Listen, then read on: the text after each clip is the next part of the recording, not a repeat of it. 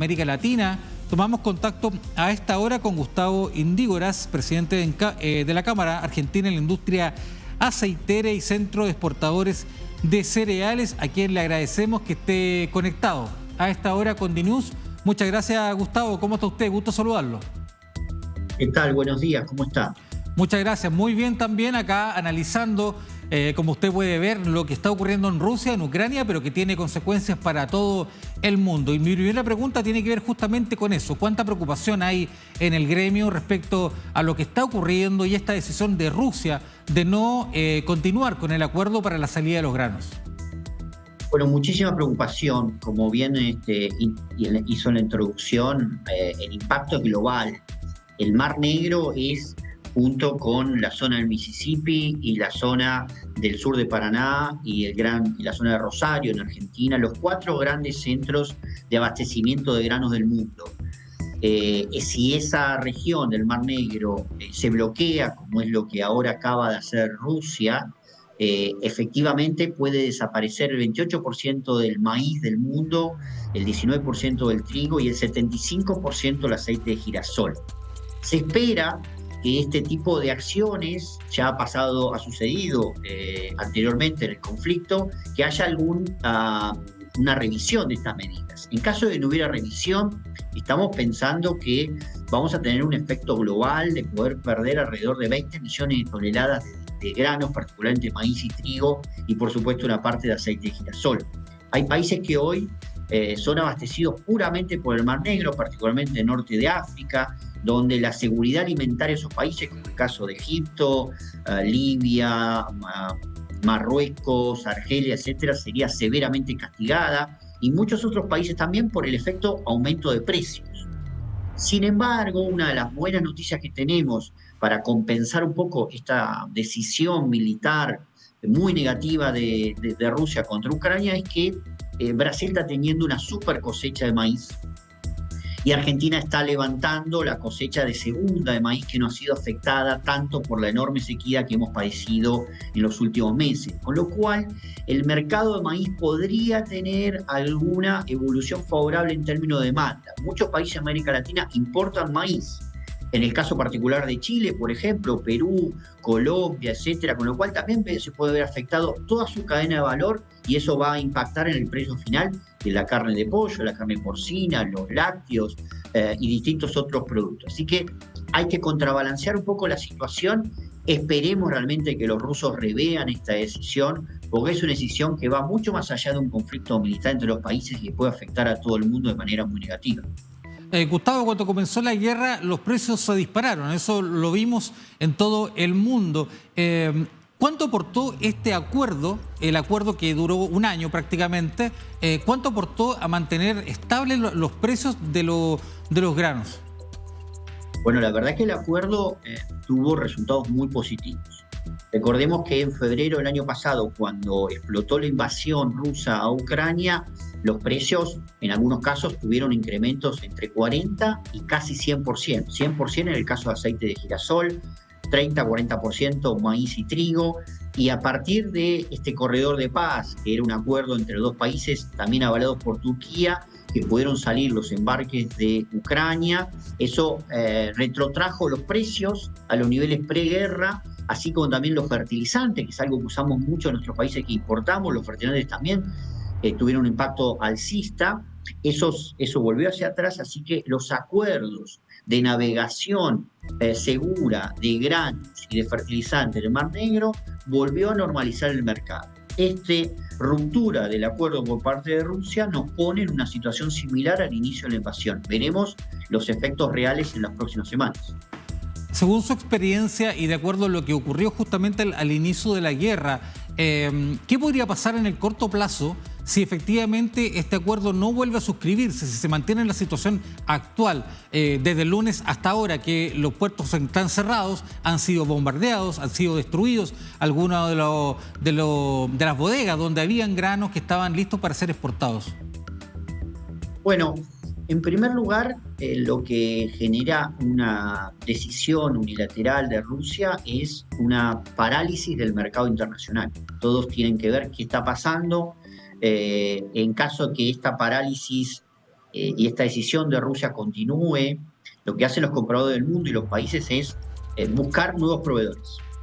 Y ahí ver qué disponibilidad tienen. En el caso del maíz, como les comentaba recién, Brasil está en condiciones de levantar su segunda cosecha bastante positiva, Argentina también estaría en condiciones, Estados Unidos eventualmente también con su stock de producción de abastecer maíz. En trigo podría haber dificultades, sobre todo hasta que el hemisferio sur recién en enero empieza a levantar su cosecha, podría haber dificultades y eso podría traccionar subas sustanciales de precio. Y finalmente el tema del girasol, sobre todo su consumo en aceite, si no hubiera respuestas, claramente también ahí podría haber subas importantes en las próximas semanas. Hay que ver si esta situación se mantiene. Y lo segundo que hay que ver es la destrucción de la infraestructura portuaria, porque puede revivirse el acuerdo, pero si los puertos han sido bloqueados, destruidas las terminales, destruidos los accesos para el almacenaje de granos, más allá de que vuelva a circular los navíos por el Mar Negro, va a ser imposible cargarlos porque los puertos no están en condiciones logísticas de hacerlo. Así que también hay que analizar el daño a la logística portuaria que está produciendo estos ataques. Sí, exactamente. Gustavo, le cuento, durante la jornada de hoy, en la mañana en Europa, el Sistema de Información de Mercados Agrícolas, AMIS, a través de sus siglas, señaló que la ruptura del acuerdo entre Rusia y Ucrania para la exportación de grano por el Mar Negro apenas impactará los precios mundiales en el futuro inmediato. Es una previsión que ha hecho el Sistema de Información de Mercados Agrícolas.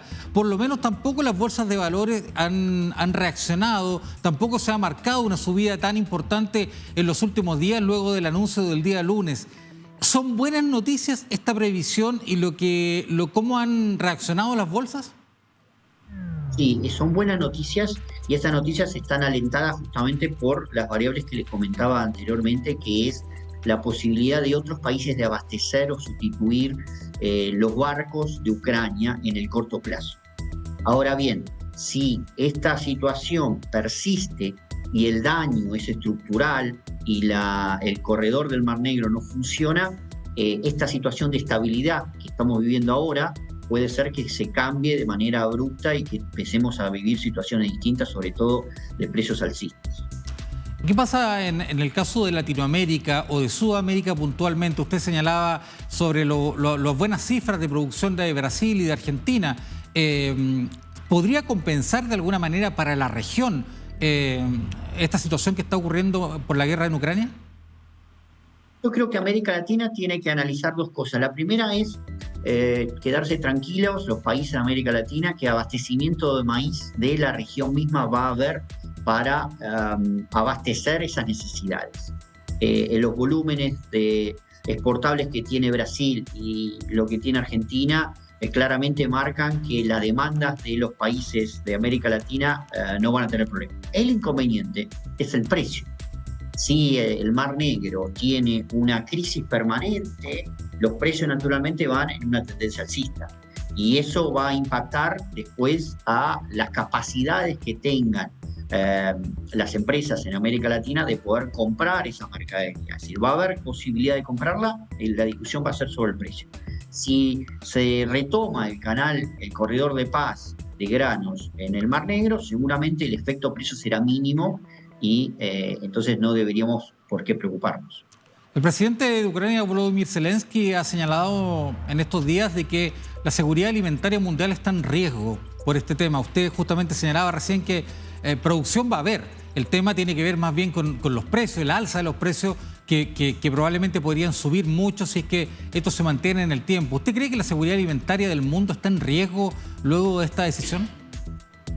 Me parece que la seguridad alimentaria hace años que viene en una situación complicada entre la oferta y la demanda, no solamente por la crisis militar en el Mar Negro, sino también por esta geopolítica y estos conflictos geopolíticos que estamos teniendo, particularmente entre China y Estados Unidos. Esto, recordemos que la guerra comercial entre China y Estados Unidos ya lleva varios años de existencia, impactó primero sobre la soja, puede impactar sobre el maíz, así que tenemos un comercio internacional complejo, no tanto por la oferta y demanda, sino también por razones geopolíticas ajenas. En segundo lugar, la seguridad alimentaria hoy, en el corto plazo, con las capacidades de exportación que tienen varios países, Brasil, Estados Unidos y Argentina, no debería entrar en riesgo. Pero puede haber efectos de precio ante la desaparición de un porcentaje importante de abastecimiento que hace Ucrania. Naturalmente, del lado ucraniano, claramente esto es una cuestión de vida o muerte, porque su principal ingreso como país para poder sostener todo el esfuerzo que están haciendo es justamente este corredor de paz. Para ellos es una cuestión trascendental y prioritaria de encontrar una respuesta. Exactamente, Gustavo. Le quiero invitar a ver una gráfica justamente que tiene que ver con algunos de los países y la dependencia que tienen de los granos ucranianos. Por ejemplo, podemos ver cómo Moldavia depende del 92% de los granos ucranianos, Líbano 81%, Qatar el 64% y así Túnez, Libia, Pakistán, Indonesia, países del oriente que dependen en su gran porcentaje de los granos ucranianos. Justamente vinculado con la pregunta anterior, que tiene que ver con que algunos países evidentemente van a resultar más afectados que otros, pero por lo menos en Latinoamérica podemos estar tranquilos de que producción va a haber, de acuerdo a sus palabras, ¿no? Sí, el abastecimiento de América Latina no veo inconveniente alguno. Hay capacidad de abastecimiento en base a las demandas y a las importaciones necesarias que tienen nuestros países de la región. En ese caso particular del gráfico es el trigo. Las necesidades hoy de trigo de América Latina le diría que están cubiertas hasta fin de año, y a fin de año se empieza la cosecha en América Latina, particularmente en el caso de Argentina, que es un abastecedor también de la región. Así que no deberíamos tener tantos inconvenientes. Sí creo que puede haber problemas en esos países que mencionan, el Medio Oriente, norte de África, algún país asiático también podría tener problemas, que históricamente se abastece con Ucrania y puede tener una carencia absoluta de trigo. Gustavo Indigoras, presidente de la Cámara Argentina de la Industria Aceitera y de Centro Exportadores de Cereales, queremos agradecerle este diálogo, su importante opinión para conocer la realidad de América Latina y la preocupación que existe entre la gente, por supuesto, porque al final el tema de los precios incide directamente en la gente que tiene menos ingresos, menos recursos y por lo tanto es de impacto social importante. Así que muchas gracias por su opinión y para esta información que nos ha entregado. Un placer, que tengan muy buenos días.